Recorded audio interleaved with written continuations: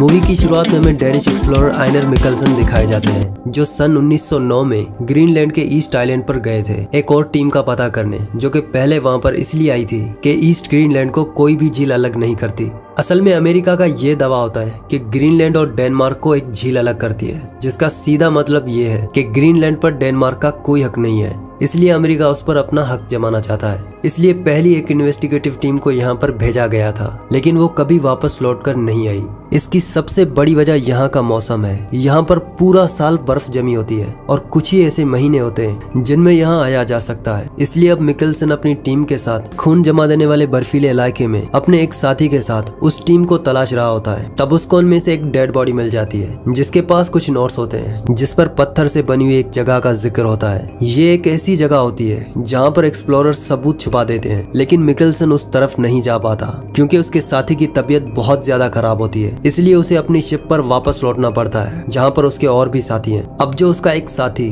जो उसके साथ बर्फ में बाहर गया था, उसकी उंगलियों का खून जम जाता है, जिस वजह से उसकी पैर की उंगलियां काटनी पड़ती हैं। सब चाहते हैं कि इन्हें वापस जाना चाहिए, लेकिन इस वक्त समंदर पूरी तरह से जमा हुआ है, इसीलिए यहाँ पर इन्हें कुछ और महीने रुकना होगा जब तक बर्फ नहीं पिघल जाती। मिकलसन वापस नहीं लौटना चाहते, बल्कि वो उस पत्थर से बनी जगह पर जाना चाहते हैं। मिकलसन उन्हें कहता है कि हमें बिना सबूत के नहीं जाना चाहिए, नहीं तो अमेरिका वाले हमारी जमीन पर कब्जा कर लेंगे। लेकिन इनमें से कोई भी अपनी जान का रिस्क नहीं लेना चाहता, क्योंकि इन सब की फैमिलीज होती हैं। ये सब शादीशुदा होते हैं, लेकिन यहाँ पर एक ऐसा लड़का होता है जिसका नाम आइवर है, लेकिन वो एक खोजी नहीं है, बल्कि वो इंजन को रिपेयर करता है। सब उसे कहते हैं कि तुम्हें मिकलसन के साथ जाना चाहिए। आइवर ने मिकलसन के बारे में बहुत सुना होता है। हालांकि वो खोजी नहीं है, लेकिन वो आर्मी में सर्व कर चुका है, इसीलिए वो मिकलसन के साथ जाने के लिए तैयार हो जाता है। मिकलसन को पता होता है कि आइवर को कोई भी नॉलेज नहीं है, लेकिन उसे अपना एक साथी चाहिए, और ये दोनों के दोनों दो स्लेट लेकर स्लेट को डॉक से खिंचाते हैं और यहाँ से अपने सफर पर निकल पड़ते हैं। ये दिन में सफर करते हैं और रात को आराम। मिकलसन आइवर से बहुत ही कम बात किया करते थे। वो ज्यादातर अपने काम पर ध्यान देते थे। साथ ही वो जहाँ जहाँ से गुजर रहे थे, उन सब के रिकॉर्ड, उन सब का डेटा अपने पास इकट्ठा करते थे। कुछ दिन इनके इसी तरह से गुजर जाते हैं, क्योंकि रास्ता बहुत ही फ्लैट और सीधा था। अब एक दिन जब ये लगातार आगे बढ़ते रहते हैं, तो आइवर अपनी डॉग स्लेट की स्पीड बढ़ा देता है, जिससे उनका एक्सीडेंट हो जाता है और उसका स्लेट एक खाई में गिर जाता है, जिस वजह से जो उसका लीड डॉग होता है उसकी मौत हो जाती है। हालांकि आइवर को बताया गया था कि तुम्हें किसी भी डॉग से लगाव नहीं करना, क्योंकि इनके डॉग इस तरह के सफर में अक्सर मारे जाते हैं। आइवर को उस डॉग से लगाव हो गया था, इसीलिए उसे बहुत दुख होता है। साथ ही इन दोनों ने 2 हफ्तों का राशन भी खो दिया है। मिकलसन को इस बात से बहुत ही गुस्सा आता है, लेकिन अब वो कुछ नहीं कर सकता, क्योंकि आइवर के अलावा उसके साथ कोई भी आना नहीं चाहता था। इसीलिए मिकलसन को आइवर के साथ ही आगे बढ़ना पड़ता है। ये लगातार आगे बढ़ते हुए एक नदी के पास पहुंचते हैं, जिसे ये पार करके आगे जाते हैं। आइवर मिकलसन से पूछता है कि आप इतने खतरनाक काम क्यों करते हो, जहां आपको इस तरह के इलाके में अकेला रहना पड़ता है। अगर हमें यहाँ पर कुछ हो गया तो हमें यहाँ पर कोई तलाश भी नहीं सकेगा। असल में आइवर को ये नहीं पता होता कि ये साबित करना कितना जरूरी है कि डेनमार्क और ग्रीनलैंड को कोई भी झील अलग नहीं करती, क्योंकि अगर ऐसा ये नहीं कर पाए तो अमेरिका ग्रीनलैंड पर कब्जा कर लेगा।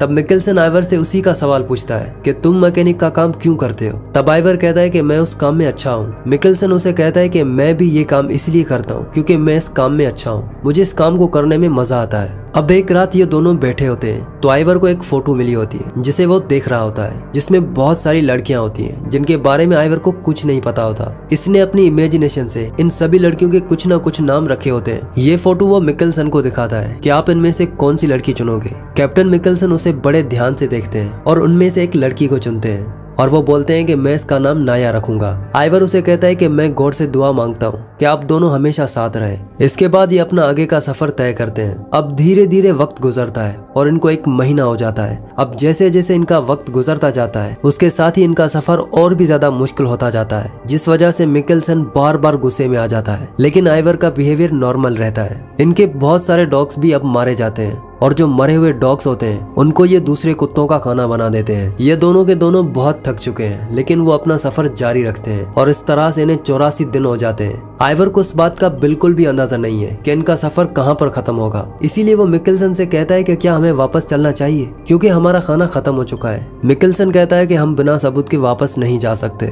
हमें पत्थरों की दीवार तक, जिसे कैन कहा जाता है, जिसे पिछले एक्सप्लोरर्स ने बनाया था, जहाँ पर उन्होंने वो सबूत रखा है जो ये साबित करता है कि ग्रीनलैंड और डेनमार्क एक है, जिसे कोई भी झील उन्हें अलग नहीं करती। हमें वहां तक पहुंचना होगा। अब एक दिन ये बैठे होते हैं, तभी इन्हें वो पत्थरों की दीवार यानी केन नजर आती है, जिसे वो देखकर बहुत खुश होते हैं। वो दौड़ते हुए उस पत्थर के पास आ जाते हैं और इन्हें वहाँ नक्शा मिल जाता है जिसे पिछले खोजियों ने बनाया था। साथ ही उसमें एक लेटर भी मिलता है जिसमें लिखा हुआ होता है कि हम आगे तक गए थे, आखिर तक हमने देखा कि वहाँ पर कोई नदी नहीं है जो कि डेनमार्क और ग्रीनलैंड को अलग करती हो। यहाँ पर पिछले एक्सप्लोरर्स ने कुछ खाने की चीजें भी रखी होती हैं। ये दोनों के दोनों सबूत पाकर बहुत खुश हो जाते हैं क्योंकि यहाँ तक आने का जो इनका मकसद था वो अब पूरा हो चुका होता है। पिछले खोजी जो यहाँ से 3 साल पहले आए थे, उन्होंने यहाँ पर केन बनाकर सबूत इसलिए छोड़ दिए थे क्योंकि उनको समझ आ गया था कि वो यहाँ से जिंदा लौटकर नहीं जा सकते और अगर कोई इन्हें तलाशने के लिए आए तो यहाँ पर पहुंच जाए और उन्हें सबूत मिल जाए। हालांकि इनका खाना खत्म हो चुका होता है, लेकिन यहाँ पर उन्हें कुछ खाने की चीजें मिल जाती हैं, जिसे खाने के बाद ये अपने लोगों की तरफ बढ़ना शुरू कर देते हैं। लेकिन इन्हें अगस्त तक वापस पहुँचना होगा क्योंकि मिकेल्सन ने अपनी टीम से कहा था कि अगर हम अगस्त तक वापस ना लौटे तो तुम सब वापस लौट जाना। इसके बाद ये अपने सफर में लगातार आगे बढ़ने लगते हैं जहाँ पर उनके डॉग्स मर रहे होते हैं। तब एक दिन इनको बहुत ज्यादा भूख लगती है और वो मजबूर होकर अपने डॉग के एक मांस के टुकड़े को खाते हैं, जिसकी वजह से इन्हें फूड पॉइजनिंग हो जाती है। लेकिन लकीली ये उससे बच जाते हैं और जिंदा होते हैं। इसके बाद ये अपने सफर को एक बार फिर से शुरू करते हैं। रात को ये दोनों एक जगह पर स्टे करते हैं, जिसके बाद आइवर को अगली सुबह शिकार करने के लिए बर्फ में निकलना पड़ता है और जब वो खाली हाथ लौटता है तो उसको जोर से डॉग्स की आवाज आती है। वो समझ जाता है कि कोई ना कोई खतरा है। वो भागता हुआ अपनी कैंप के पास पहुंचता है। तब वो दिखता है कि वहाँ पर एक बर्फीला भालू जो 3 डॉग्स को पहले ही मार चुका होता है, अब वो मिकेल्सन को मारने वाला होता है। तभी आइवर उसको 2 गोलियां मार देता है, जिससे उस भालू की मौत हो जाती है। लेकिन अब मिकेल्सन पानी में गिर चुका है। आइवर किसी तरह से उसे पानी से बाहर निकालता है और उसके बाद वहीं पर अगले 2 दिन तक मिकेल्सन के साथ रुकता है क्योंकि इसकी तबीयत बहुत खराब हो चुकी होती है। कैप्टन मिकेल्सन जब ठीक हो जाते हैं तो ये दोनों फैसला करते हैं कि ये अपनी स्लेट को यहीं पर छोड़कर आगे का सफर तय करेंगे क्योंकि इतनी भारी स्लेट को ये खींच नहीं सकते। इसके बाद ये दोनों के दोनों अपना सफर तय करते हैं। इनके सामने एक जमी हुई नदी आती है जिसे इन्हें पार करना है, पर अब कैप्टन मिकेल्सन को ये यकीन हो चुका है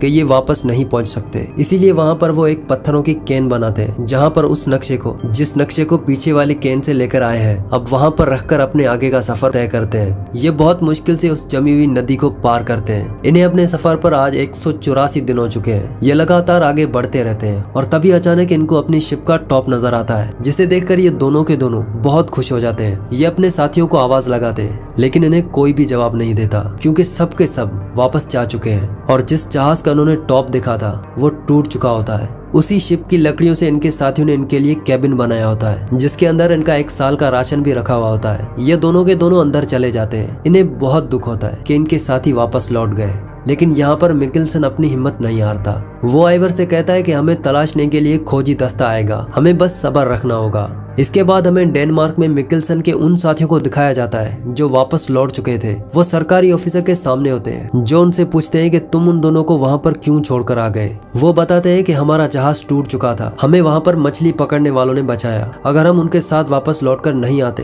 तो हम सब मारे जाते। मैं चाहता हूँ कि आप एक और खोजी दस्ते को वहाँ पर भेजें जो मिकेल्सन और आइवर को वापस लेकर आए। लेकिन जो सीनियर ऑफिसर होता है वो कहता है कि खोज में पहले भी बहुत सारों की जान जा चुकी है, इसमें बहुत सारा पैसा खर्च हो चुका है और अब सरकार इसमें पैसा और रिस्क नहीं ले सकती। इसके बाद हमें मिकेल्सन और आइवर को दिखाया जाता है जिन्हें आज पूरे के पूरे 242 दिन हो चुके हैं। मिकेल्सन हमेशा आइवर को कहता है कि देखना, हमें वापस ले जाने के लिए यहाँ पर एक जहाज जरूर आएगा। यहाँ पर जो इनके लिए कैबिन बनाया गया था उसमें इनके लिए खाने की भरपूर चीजें थी। साथ ही इन्होंने गाने सुनने के लिए एक रिकॉर्डर भी ठीक कर लिया था। अब एक रात को जब मिकेल्सन सो रहा होता है तभी उसे एक सपना आता है जो उन्होंने पत्थरों का केन बनाया था जिसके अंदर सारे सबूत है। उसे एक बर्फीला भालू तोड़ रहा है। उसने सारे सबूतों को खराब कर दिया। मिकेल्सन इस डर से नींद से जाग जाता है और आइवर से कहता है कि हमें सबूतों को वापस ले आना होगा, वहाँ पर सबूत सेफ नहीं है। और ये सफर इनका 1 महीने का होने वाला था। ये खाने की चीजें लेकर उस जगह पर पहुंच जाते हैं जहाँ पर केन था।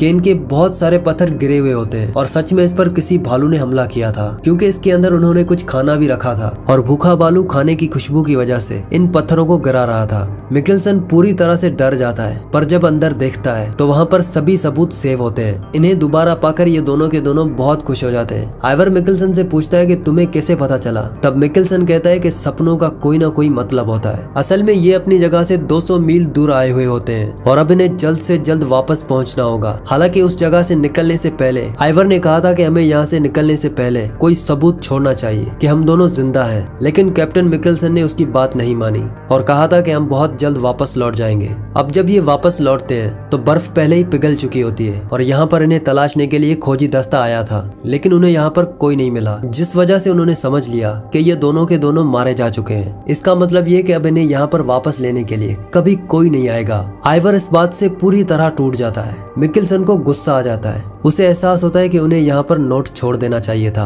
अब क्योंकि इनका धीरे धीरे खाना भी पूरी तरह से खत्म हो रहा है, इसीलिए यहाँ पर मिकेल्सन के दिमाग की हालत खराब होना शुरू हो जाती है। एक तरफ उसको वो फोटो वाली लड़की नजर आ रही होती है जिसमें उस लड़की का नाम नाया रख दिया था। वो नाया से बात करता रहता है और आज इन्हें यहाँ पर 3 साल होने वाले हैं। वहीं हमें डेनमार्क में दिखाया जाता है जहाँ पर मिकेल्सन का जो दोस्त होता है, जिसने एक बार पहले भी इनके लिए मदद भिजवाई थी, वो एक बार फिर अपने सीनियर ऑफिसर के पास जाता है और कहता है कि मुझे पूरा यकीन है कि मिकेल्सन और आइवर दोनों के दोनों जिंदा हैं, क्योंकि जब उन्हें तलाशने के लिए मदद भेजी गई थी तो उन्हें उस केबिन के अंदर खाने पीने के झूठे बर्तन मिले, जिससे ये साबित होता है कि वो दोनों के दोनों जिंदा है। उनके पास सबूत है, हमें उन्हें लेने के लिए एक बार फिर से जाना चाहिए, लेकिन उसकी रिक्वेस्ट को रिजेक्ट किया जाता है। वहीं हमें दिखाया जाता है कि मिकेल्सन और आइवर दोनों के दोनों पूरी तरह से थक चुके हैं। इन दोनों की उम्मीदें पूरी तरह से टूट चुकी हैं, क्योंकि आज इन्हें यहाँ पर पूरे 3 साल गुजर चुके हैं और कोई इन्हें दोबारा लेने के लिए नहीं आया। एक दिन आइवर मिकेल्सन को कहता है कि मैंने उस फोटो वाली मतलब के नाया को अपने सपनों में देखा।